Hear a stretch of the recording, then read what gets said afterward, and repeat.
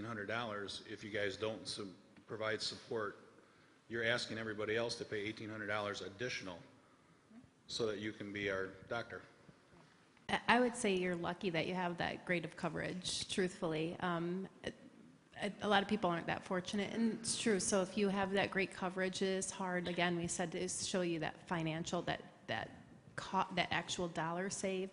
But that's where we touched on the other pieces, and it's individual, it is. But like I said, if you're blessed to have that wonderful coverage through your employer. But you just showed us all the cost, so you should know how much a lab costs, how much a physical costs. All I'm saying is, if I come in and have a physical and lab work done from you, if it comes up to $250, why can't I get an EOB from you to get reimbursed by ASR when I've already paid you the $1,800?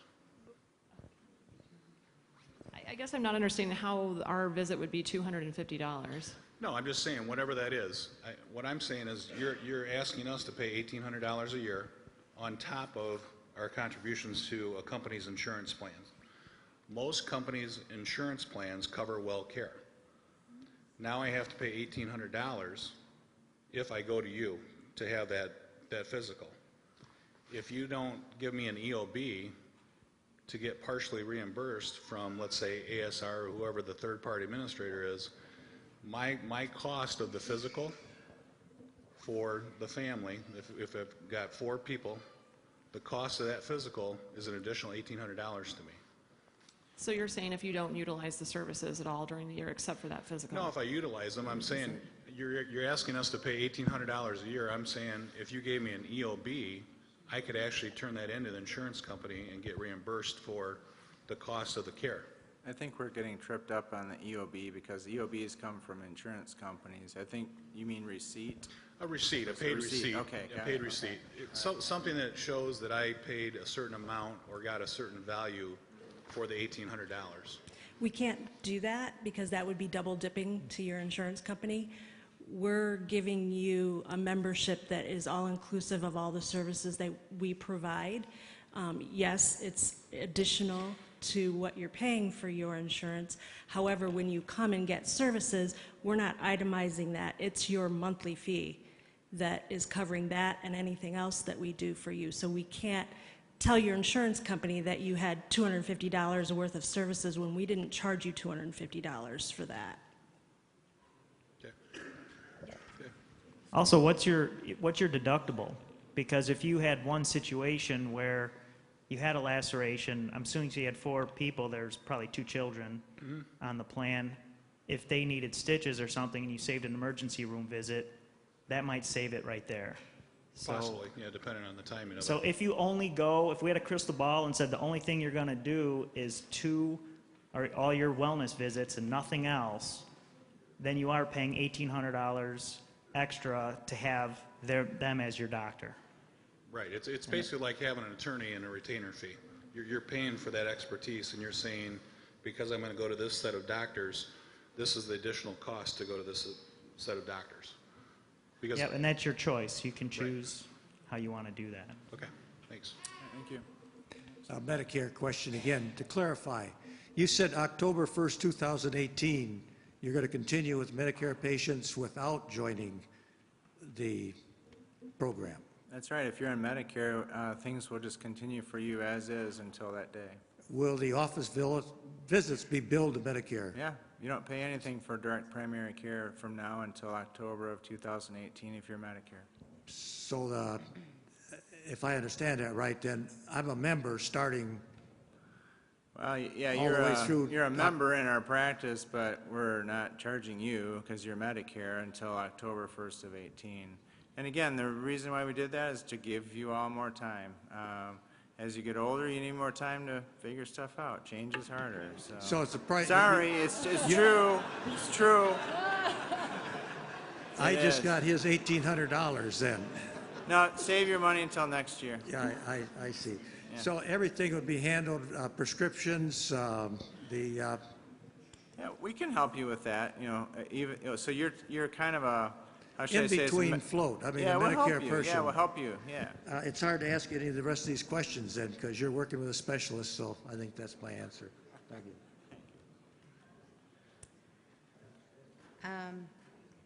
if you were to join and say I just signed up myself, and I decided, 6 months down the road I wanted to add my husband and my child, can we do that? Yes. If I decided that we joined up as a family and then I decided I wanted to cut them out, can I do that without penalty? Yes. I mean, no offense. I want to keep them. You said that there was a reduced cost for lab and medications. Do those costs, can I deduct those from my HSA or FSA? Or do I have to pay out of pocket for those? Well, we're talking $4 and $5. I know, but okay, what is $4? Is that 30 days or is that Yeah, 60 you're- days or is it 90 That days? would be okay. Because I'm paying for, That should be a valid expense. I'll double check on that, but I right, because believe, you're actually getting something for it. Okay. And the 15 manipulations per year, is that per membership or per person? Per person. Woohoo! Yeah, see ya. All right, thank you. Good evening. I am also a survivor of the St. Joe meeting of a few weeks ago. And I wanted to bring up a topic that was brought up there and some research that I've done on it since then. In general, the topic is House Bill 6015 about the funding of your services through HSA, Health Savings Accounts, the tax-advantaged accounts. And so I sat down and I read the bill. And I also read all the supporting documents, the pros and the cons. And I came across two sentences in one of these things that I am really quite surprised was not on your website because they are so significant in what you're offering. And it would go to your FAQs on your website and what you've mentioned. And it says here that as long as the IRS interprets your services as a health plan, simply having an agreement with you bars an individual from funding an HSA. And there's a second sentence that sort of reiterates that. It says, individuals with an HSA are the only people with health coverage who are barred by federal regulation from having your services. And so I'm seeing this as a real massive warning that should have been included in your frequently asked questions of saying, can my HSA pay for these services? Well, yes, if you are not an individual who is paying for your HSA. If you are an individual, you are barred by federal law from getting your services. But this is, once again, I don't want people to misunderstand me, this is only for people with individual HSAs, not ones funded by corporations. I'd have to look into that.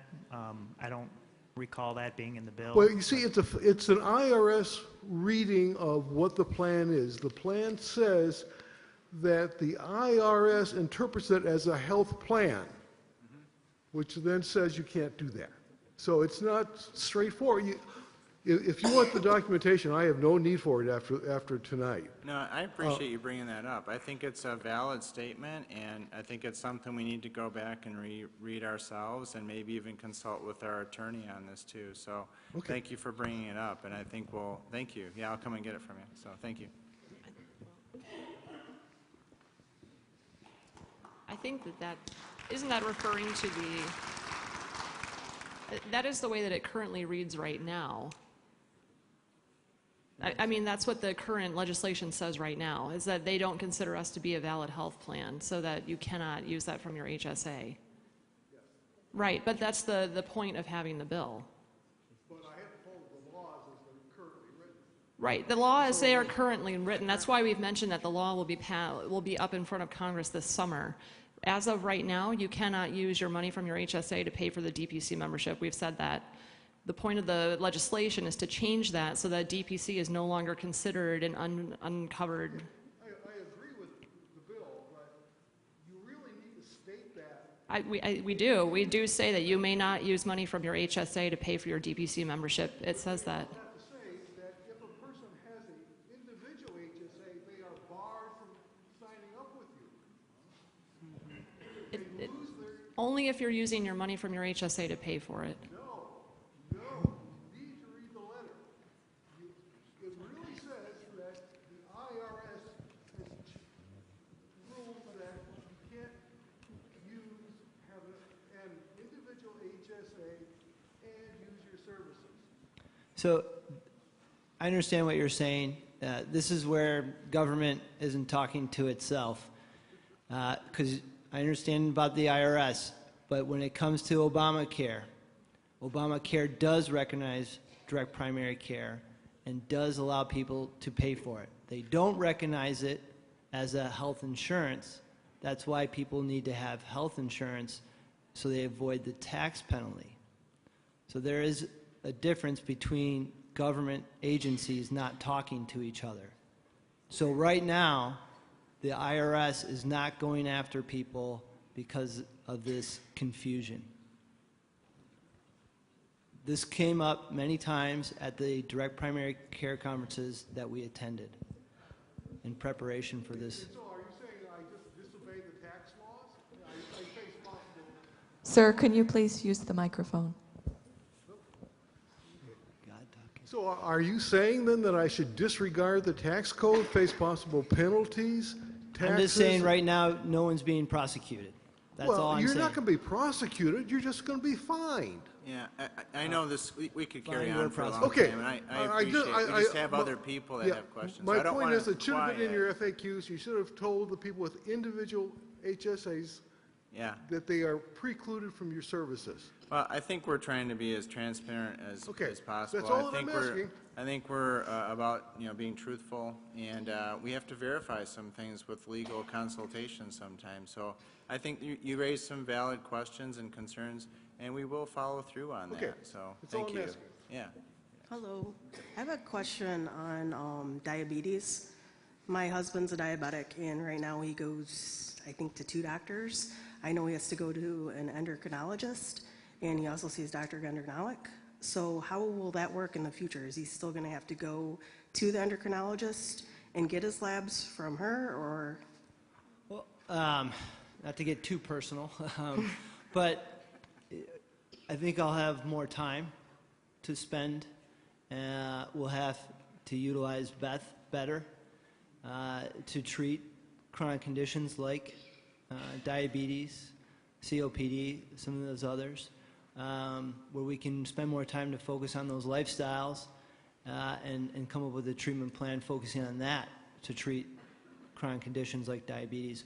So hopefully, yes, we will be making less referrals to specialists and saving you money there. Good. Thank you. Yeah.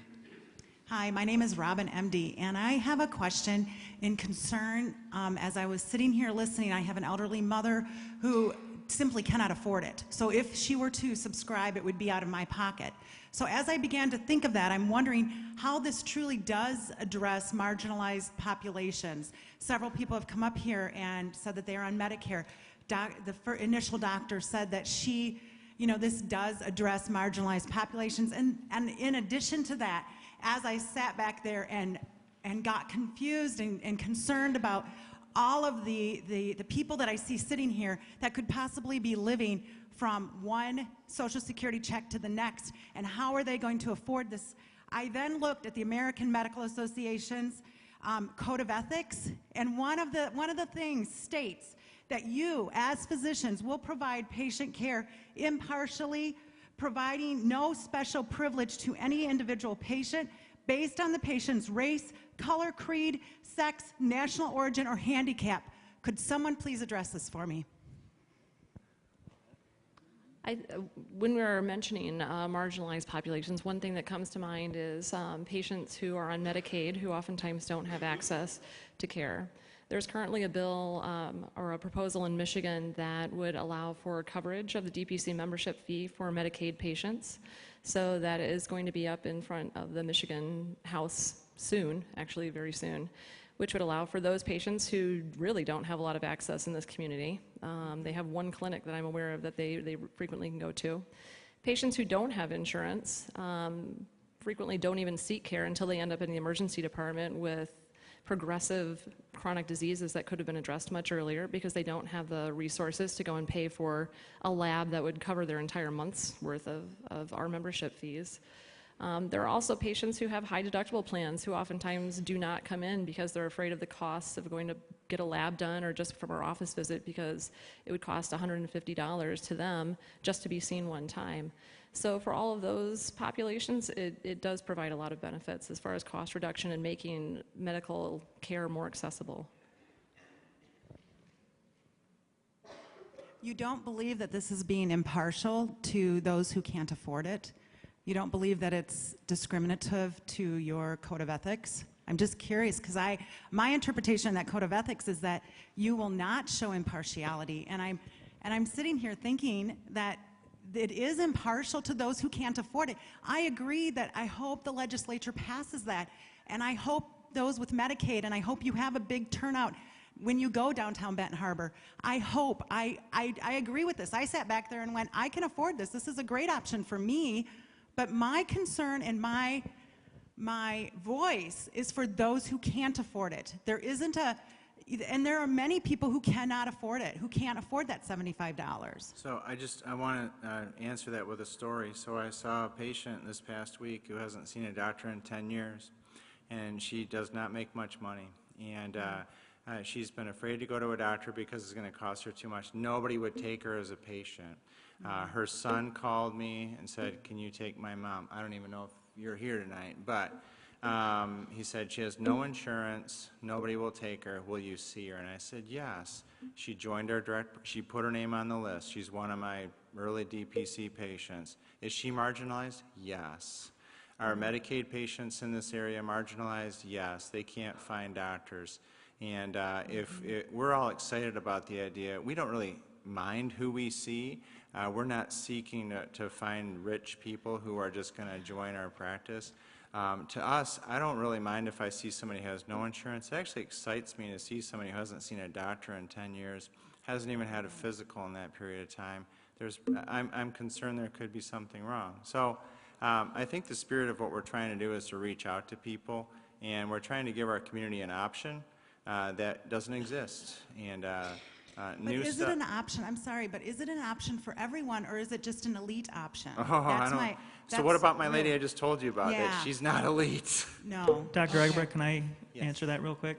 You might want to talk to an agent to see if she could maybe switch to a lower cost plan that might save that much money, so it's a no net gain in cost. It's possible she can't, but you talk to an agent. If you're with an employer group, you can talk to your HR person to see if you can switch to a higher deductible plan to make up that difference. Okay. All right, thank you. Hi, I have a question with, I'm on Medicare. I have a Medicare B through Blue Cross, and you're named as my primary care physician. Okay.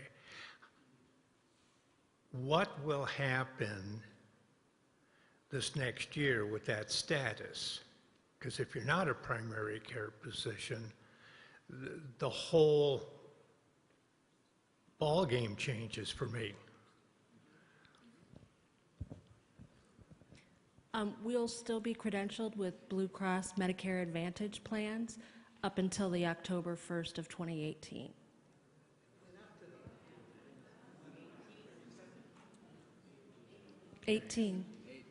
So if you're on a Medicare Advantage plan through Blue Cross, we can still bill for your services just as we have through that date.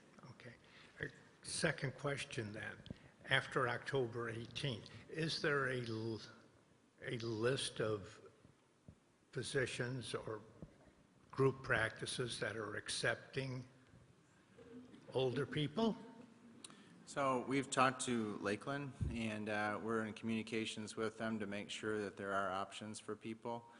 So again, it gives us quite a long time to work some of those details out. So those communications are open and they're occurring.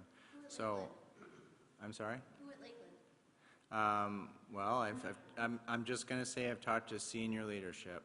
Okay, I'm not going to list names up here, but we've talked to people in senior leadership who are really in charge of making decisions. So, does that help? Good. Okay. Thank you. Hi, I just wanted to let you know that I am really excited for you guys. Free market is something that we haven't really had in this country in a long time. Sorry, I'm nervous. The more we can get government out of our care, the better. So I'm self-employed. Thank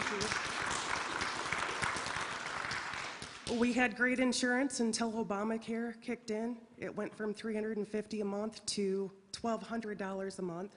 We had a $7,500 deductible, and we couldn't afford it, and we had to let it go.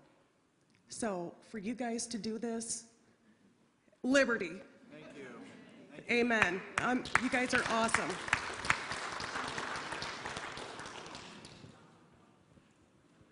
Hi, Dr. Manzini is our doctor. I have a question regarding some medications. The medications that our family currently takes are strictly regulated by the insurance, as you know. Will we be able to get cheaper insurance on certain medications? Not on those controlled substances. Okay. We don't want to have, there's so many regulations, we don't want to be in charge of dispensing those medications. I was just wondering if you could get them cheaper. Absolutely. Yeah. Very good, thanks. Hi, we've got children that are age 16 to 23 in and out of school. Can you explain your family plan a little bit better as far as who is covered, who's not covered, at what point that goes away? Yeah, simply, if you claim your children on your tax, we will see them. That will fall under the family plan. Okay, so in one situation, we have someone that's not on the tax because he's out of college, and so he's still under age 26, which other insurances would cover. So in your situation, he would not be covered. Is that correct? That's tough, but as we've discussed, we would have to discuss on a case-by-case basis there. But our general rule of thumb was if they're fall under your taxes, then they'd be covered. Okay, thanks. What's your plan as far as, are you guys going to be putting a cap on your panel size per provider, how many patients you're seeing at a time? We haven't set a firm, hard number, but to provide the access and quality care that we're promoting with direct primary care, the typical patient panel size of somewhere between 500 to 800. And what's your current panel size? Under our current practice, we're around 7,600 for total, but that's with the insurance model. So that requires us to see more and more. So displacing about how many patients then? We're looking in the thousands, right? Yeah, it'll be in the thousands. Okay. Yeah. Okay, and then We've what already kind seen it. We've already seen attrition. Right. Yeah. As you can imagine. Yeah. Oh, and our goal, if we want to deliver the promise. I mean, we're going to do what we're telling you we'll do. I mean, this is going to make it even easier for us, we think, to recruit new physicians if we need it. We're ready to, if there's overwhelming response, my goodness, we're going to meet it. We're going to meet it. That was my next question. Yeah. Are there any plans to increase Absolutely. providers then? Absolutely. And then you kind of mentioned, working with the specialty practices, but there weren't any firm kind of, this is our plan. This is the specialist we've talked to. This is, so I guess what are anything firmed up right now? What are the plans? I feel like I kind of got skirted around a little bit. Yeah, nothing specific, just some initial discussions happening. It's hard to be the first group in town to try to break into some new concepts. And so we're having those discussions with some group practices, and I'd rather not list those off here. I don't think it's fair to those group practices, but we're trying to make some progress with them, and we're being heard. And in my spare time, I'm calling specialists, and I'm trying to make arrangements, and we're trying to really drive the price of healthcare down. So that's kind of one of the drivers for us. So. Thank you. Hello. I like the T-shirt that says I didn't think getting old that it would take longer, and I was really excited because I finally have doctors that are younger than I am, and I figure they're going to last until I'm gone. So I turned 65 in December, and I've never had a problem with family physicians since they left Cedarwood with having to wait very long for my doctor in the waiting room or in the exam room, and I applaud you for the change. I know part of that was insurance mandated because you had to see so many people at a certain amount of time. Is your plan going to change at all if Obamacare is repealed, or is there room in there to make adjustments to it, or this is it and this is what it's going to be? So, wow, I have no idea what all this is going to... I know the House passed an American Health Care Act today, and I haven't sat down and read all about that. The beauty of being a small practice is that we can make decisions. We can sit at a table. We don't have to send it to committee or up the hierarchy. So we can sit down and make decisions, and our decisions are basically going to be centered on how is this going to help our patients, and how will it improve our quality. So if we can deliver a better product, we're going to deliver a better product. And I have no idea what the changes in the Affordable Care Act will bring. I don't have a crystal ball, like Tony doesn't have a crystal ball. So, but we're going to make our decisions as we go through this to try to benefit people. And like I told you earlier, our desire is not to increase costs like insurance companies do every year or two. Our desire is to go like this with cost. So your cost, our goal is to keep it. It's not going to do that. Having worked in 2 physicians' practices over the course of my career, I know that there's time allotments for appointment times. What is the current appointment time allotment in your practice at this time, and what will it change to after the DP seat goes into effect? I think it varies from provider to provider. Well, just your average. I would say 15 to 30 minutes. And so I have a lot the of 30 new minutes. allotment will be? It depends on what a person's coming in for or what their preference is, anywhere from 15 to 60 minutes. So I want to or comment. more if I'm doing a house visit. Yeah, I just want to comment to that one thing that we do is if we have a more complicated patient is we schedule them for 30 minutes. So maybe some of you have had regularly scheduled 30-minute appointments just because of the complexity of your care. Well, it's not a very good financial decision for us to schedule 30 minutes for an older person. It's kind of crazy for us to do that, actually. But we do it because we're centered on that older person, and we can't go through all their problems and their medications in 15 minutes. So we as an independent organization can say, you know what, I need 30 minutes with Mrs. Jones. I just put her on the schedule for 30 minutes every time because it takes that long. So that's our commitment. So if we were just trying to generate revenue, she'd be a 15-minute appointment every time, and I'd see what I could do in 15 minutes, and she'd be out the door. But again, sometimes we do 30 because that's what they need. Okay. So. And from the practical standpoint, because primary care physicians take care of every problem, and you're on electronic medical records right now, are you going to continue with electronic medical records? I assume you're not going back to paper. So the patient that leaves your office and maybe they've got an updated medical condition or a new medication, are you going to have the availability to print out a summary of that visit? We will actually have an improved electronic health system that if you send me a text, it can come straight to me while I'm working in the office, and I can write back to you immediately. You can send me an email very efficiently. You can send me a picture on your phone that will upload into your chart automatically. You can have access through a patient portal to be able to see what's going on in your chart. If you get put on a medication in the emergency department, it will automatically populate into our system so that we know what new medications you've been started on or filled in the area. So there's a lot of nice features. So by the same token, right now, if you're signed up with MyChart through Lakeland, you can go in and see what your labs and x-rays results are. In most cases, if somebody has a lab at your office, will that be made available to MyChart as well? Or will the patient have to request it? So the we're not going with Epic, which is the Lakeland's MyChart system. And there's a really specific reason why we're not doing that, because the electronic health record that we're going with is more oriented toward direct primary care. So again, there will be a portal, you'll be able to access it. And I'm sorry, I know it's a little bit of a pain, people love MyChart, but our portal should be easily accessible and our information should be there. And we're committed to communicating with specialists. We're committed to raising that bar. If you see a cardiologist, we'll call a cardiologist and let them know what's going on with you. And as far as being on call and on the weekend and texting and everything, I'm assuming that you're going to have an on-call schedule and you won't be one person will be covering that, or two or three, and rotate. Yeah, there you go.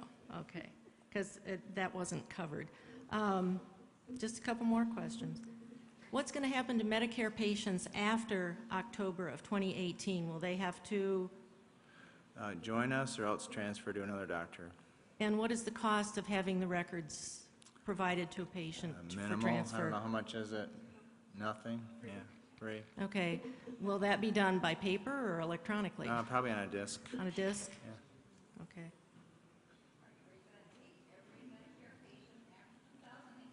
If they follow us into our direct primary care model, the question was, are we taking all Medicare patients with us after October 1st of 2018?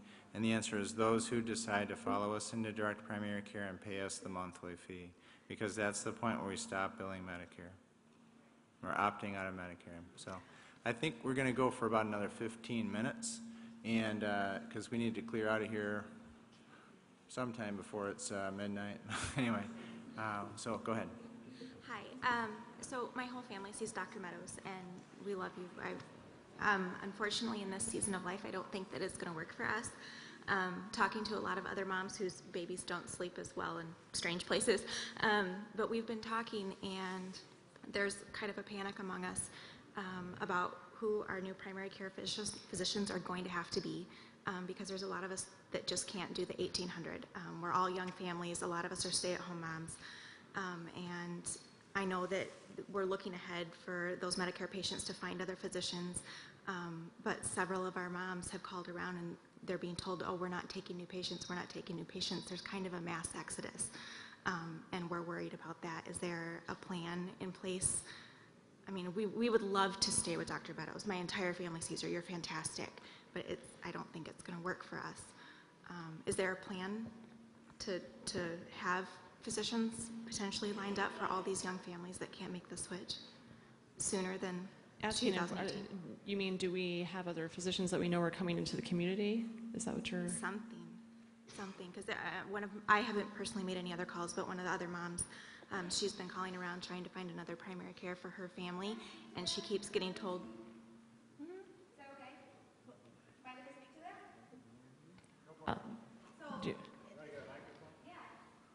Is that okay? Sure. So my name is Emily Caudell. I am a patient of Dr. Mancini and a very faithful patient of hers. I've been with her for 9 years, but I'm also the practice manager for Southwestern Medical Clinic in Stevensville. And we are currently accepting new Medicare patients. As you mentioned, your exodus has been kind of our game. So I'm sitting over here. I'm happy. I should have brought my business cards, but I'm happy to talk to people if they have questions afterwards. Oh, well, we just need primary care. A lot of the doctors that my friend has called, they're just not taking new patients because they're inundated. We are taking new patients. We are not taking Medicaid patients at this time, but we are taking Medicare patients and commercial insurance patients. So do you have Medicaid, or do you have like a low deductible insurance or high deductible insurance? Kind of across our mom's spread, we've kind of got a little bit of everything. Okay. And so a lot of it is they're just not So I would just say that for Medicaid, there is the legislation that will cover the membership fee for Medicaid patients. So hopefully that will help with people who have Medicaid for coverage. And then for people who have different insurance plans, as we were showing for a lot of families, if you have a low deductible plan, switching to the high deductible plan actually helps save a lot of people money, so that even with the membership fee, you end up saving a lot more money over the course of the year. Okay, all right, thank you. Okay. I'm Pat Mantner, and I've been with this group for, I think, 30 years. And I really I have to say, I appreciate what you're doing, because a patient does need all the care that a doctor can give, and you become very close to the patient. And I had a brother-in-law that was a doctor in Cincinnati, and he had his own practice, and he decided to go in with the HMO. It didn't last. He couldn't see a patient every 10 minutes. He had to take his time with his patients and everything. So he became a traveling doctor. And then he retired in St. Joe. But anyway, what I feel, Ken and I pay over $600 a month for our Medicare and our outside insurance. And $150 for us would be a little bit extra and everything, but I have to work with what I have and see what I can get reduced, because the only time we really used this was when Ken had open heart surgery. And that paid, but we do pay all this a year. And it's everybody's choice in what they feel they need in their plans. So, and I understand if people can't continue or anything, but I do have to praise you for what you're doing. Thank you. Hi, my name is Marie German. I just want to know the annual membership. Are you going to send us a bill for this if you join? Or, monthly fee, is that going to be sent to us, or do we pay at the office, or how does that work? Are you questioning the timing of when you would start being billed, or how would the billing Both. actually work? Both. So for Medicare patients, even if you say now, I'm not Medicare. Okay, whomever. So my point was, even for Medicare patients, if you sign up now, you will not be, for Medicare, be billed until October 1st of 2018. Signing up would just reserve your space, basically. If you are any other insurance and then you sign up, then we would not bill you until October 1st of 2017. As far as the billing process goes, yeah. I believe that we can have we can have a credit card that's on file that gets automatically withdrawn every month. Yeah, okay. Or we can do withdrawals from your bank account. Okay, now if you want to do the annual, how much is that? Because it's you get 1 month free, and do you pay that all at once? Correct. So if you're going with the annual membership and you pay the whole fee all at once, then that's when you get the discount of the 1 month free. And that is correct. How much was that for the It depends on if it's an individual, or if it's two people, or if it's a parent and a child, or if it's a family. It would just depend on what the specific circumstances are. If it's an adult who's paying $75 per month, let's see, that would be 750 plus 75 would be 825. 825 for the year? Yeah. Okay. All right, thank you. Hey, my name is Dennis Shea. Thank you. I know you guys put in a lot of time and effort in this and trying to explain what's obviously a novel and a little complex concept. I got confused when an earlier questioner started talking about the cost of drugs and procedures, and you were making the point that we can get the drugs cheaper, we can get the tests for less. And it almost seemed to indicate that there might be instances that arise when things will be done that would give rise to additional costs outside of the membership fee for certain tests that you are able to get at a discount, but they're not included tests. Well, I'm going to show you this. Let me take you to the screen. What we're talking about at that point is like these. So these are the prices. If you look under that DPC price column, Let's say you came in and you, at the very bottom, needed a monospot test. So instead of me sending you to the lab and having them bill your insurance or bill you $20, we'd bill you $3.50. So it's essentially a pass-through cost. We're not marking it up. It's just what we pay the Right, the but lab. in that case, if I wanted to submit a $3.50 claim to my insurance company, you provide the documentation. Yeah. Yeah. Yes, Because that's yes. not part of the membership fee. That's all I wanted Right, to make that's clear. separate. Correct. Yeah, yeah. Okay. And then the other thing I was trying to wrap my head around, but I'm beginning to see how the numbers might work now that I've heard a lot of the comments. I, like most of these people, would love to be able to spend more time with my doctor and not feel rushed and get in quicker. And I was trying to figure out how you got the same number of patients through that window of available time and gave people more time. Yeah. But it seems to me that a lot of it's going to come from attrition in your That's- patient roles. Well, yeah, attrition will happen. It's just kind of a natural thing because, let's just face it, people like to use their insurance, and we all understand it. We've had discussions about this for a year and a half, and we understand people like to use their insurance, but I guess what we're saying at the bottom line is basically that the insurance world and the primary care office world don't mix very well anymore, just because of the time constraints that it put on us. So I think we said this a few times tonight that we've kept a lot of things from you guys. You come into our office, it looks peaceful. You wait 5 minutes, we bring you back, we're all happy. But you don't see what's on my desk. I keep my desk from you.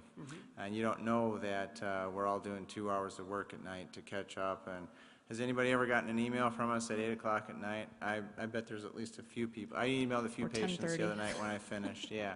So it's one of those things where it's just this climax of events. And we desire to bring quality care and give people time, and it's just not compatible with our current system. It's just incompatible. So, did that help you? Right, yeah. I More or less, understand. okay. It's not for everybody, It's- in a yeah. nutshell. Yeah, right. Yeah, Understood. got it, thanks. Good. Yes, sir. For an individual that's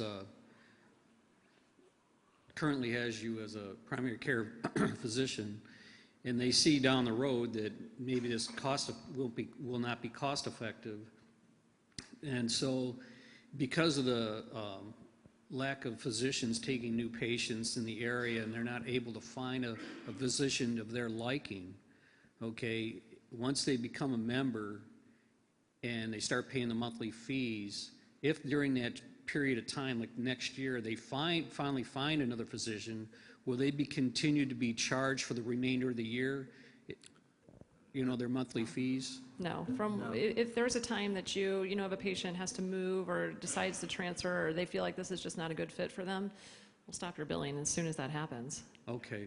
And then the other thing was, are you guys going to be open to like cash customers at a reduced rate underneath the customary charges that insurance companies normally would charge, since your overall costs are lowered because reducing the middleman and whatever other overhead costs that might help you to reduce that cost? Are you willing to do cash customers on Do you mean fee a first? notice, an instant notice? Like a pay-as-you-come Yes. type situation? Yeah.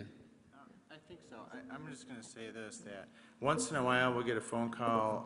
My mom is here visiting. She's going to be here for a month. She has a bad cold. Can you just see her as a patient? She's not going to stay with you. Or we'll get a call from the emergency room and they'll say, we need you, this person doesn't have a doctor, can you at least see them for a follow-up? Well, we have to do that because we're on the medical staff at Lakeland, and we do that. So we haven't sat down and said, well, we have a special price for that situation. But in those situations that are special, we can sit down and say, okay, what would that look like? So we've not ironed that out, though. But again, we have that flexibility. But we're not planning to do kind of an a la carte where you say, well, I only go to the doctor once a year and I just want to get my physical, but I'm never going to call you the rest of the year, I promise.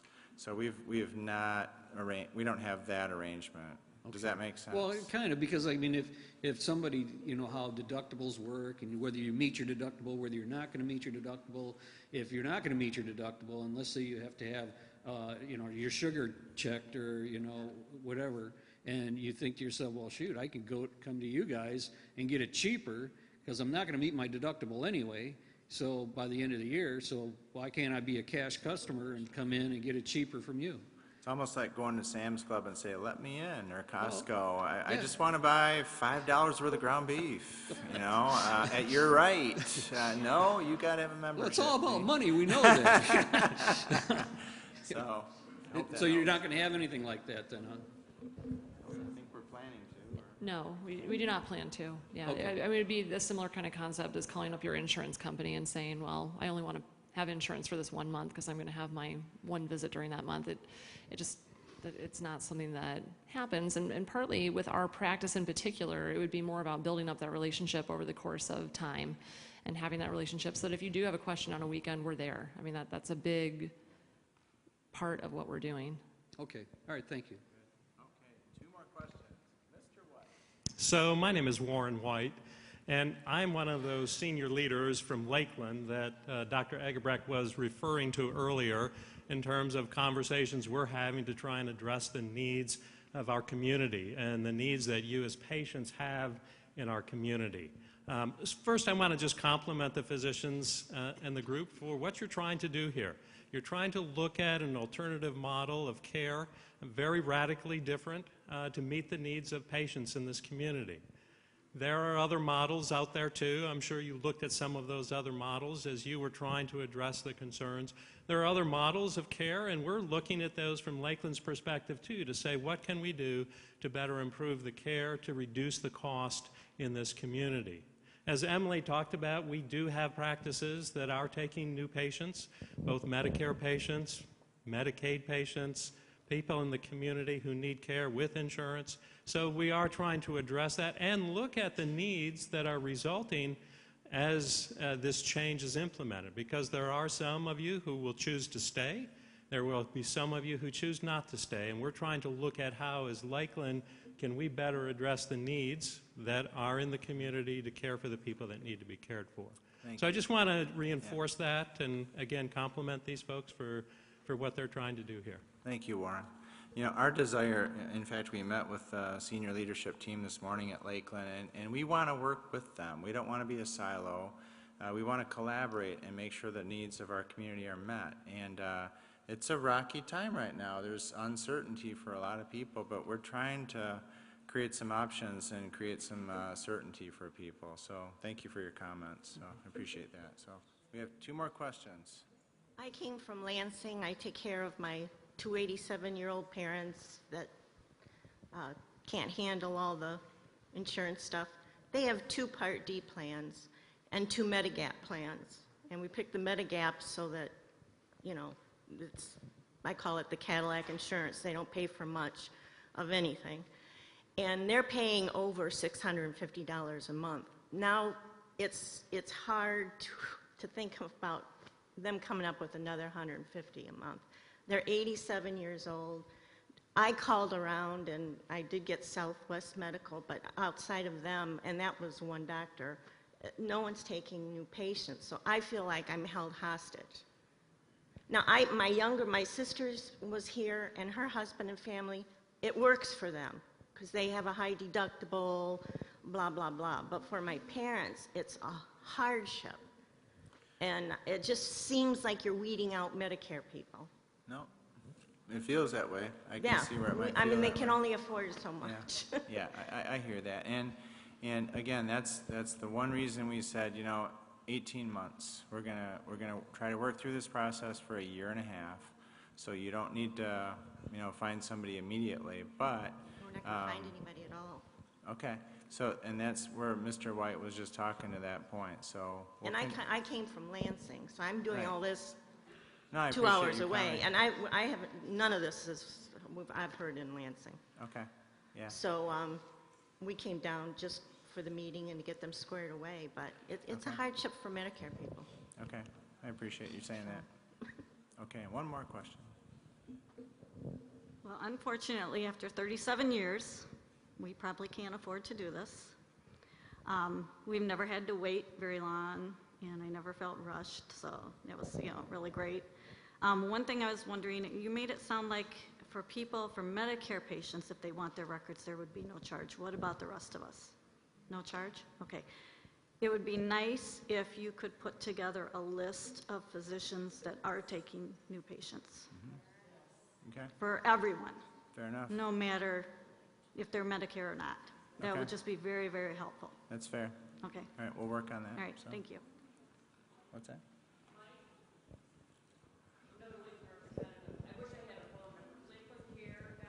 Yeah, lakelandcare.org, yeah. And they will direct you. Yeah, lakelandcare.org. Sorry, she gave me a little louder voice. As another Lakeland representative, if anyone's looking for a physician, computer literate people, lakelandcare.org is the website, or just to call Lakeland Care, and unfortunately I don't have that number in my head, but they will help direct you and find you a physician. Good, thank you. All right, we have one more question. One last one, Mike. One last question. Really quick, with where I work and stuff, we have a rewards program. Yeah. We meet certain aspects, and we get money that we can use. Can this be used, because we use it to pay for our copay, can we use this and use it towards our monthly premium? I don't know. I think you'd probably have to talk to HR on that. I've talked to them myself a few times, and I don't know if I have that specific answer. But Whirlpool, you work at Whirlpool, right? Yep. Yeah. Whirlpool knows what we're doing. They're familiar with this, and they should be able to answer that question for you. So I'm sorry I don't have that specific answer. Perfect. Thanks. Well, thanks everybody for coming. Yes. One more question. Okay.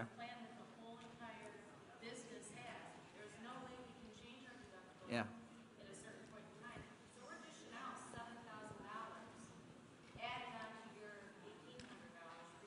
Mm-hmm. How much? Oh, I totally get it, yeah. So, why don't we do this? We'll just talk off to the side here in just a few minutes, so I'll definitely address that question though, so, okay, sounds good. Thanks for coming, everybody. We really appreciate your time and attendance, so have a good night.